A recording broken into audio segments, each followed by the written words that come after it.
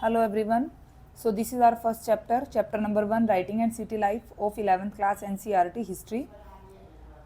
So in this chapter basically we will learn about Mesopotamia. Mesopotamia एक city है जो कि लोकेटेड है यूफ्रेट्स एंड टिग्रिस रिवर, जिसको हम फरात और दजला कहते हैं हिंदी में, was the birthplace of city life and prosperous civilisation.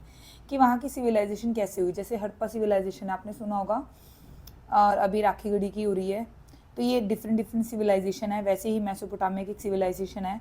The region was initially known as, इसको सुमेर बोला जाता था, सुमेर या अक्कड़, ठीक है, सुमेर या अक्कड़, इस दो नामों से इसको बुलाया जाता था बेसिकली। एंड जो आपको and later referred as the Babylonia, इसको बेबीलोनिया या एसेरिया बोले जाने लगा, ठीक है।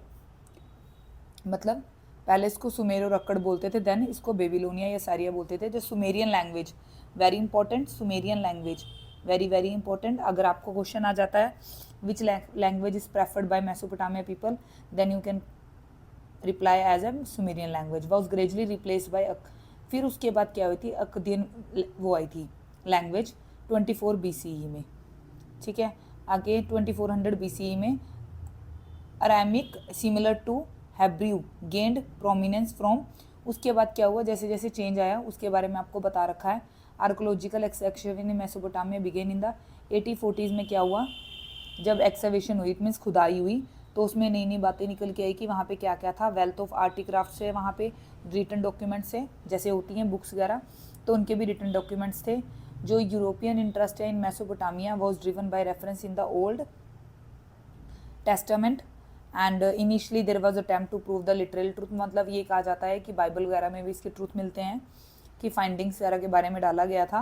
And by the 1960 it was acknowledge that the Old testament series was not literally सब एक्सप्रेशन ऑफ हिस्टोरिकल चेंजेस। मतलब बाद में ये कहा गया कि 1960s में कि जो ये निकले हैं, जो ओल्ड टेस्टामेंट्स हैं, स्टोरीज़ हैं, मतलब ये लिटरल नहीं है, सही नहीं है। Archaeological technique became more sophisticated होगी, फोकस शिफ्ट किया गया कि ऑर्डनरी पीपल का, वहाँ का इकोनॉमिस्ट कैसे, मतलब वहाँ का रिकन्स्ट्रक्ट किया गया कि वहाँ के जो ऑर्डनरी पीपल थे वो रह रहे थे, क्या था इसके बारे में, ठीक है।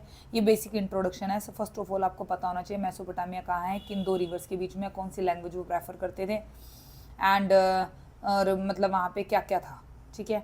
अब नेक्स्ट में अब हम पढ़ेंगे मेसोपोटामिया और ज्योग्राफी, वेरी इंपॉर्टेंट। यहीं से आपके क्वेश्चन स्टार्ट होंगे। Thank you.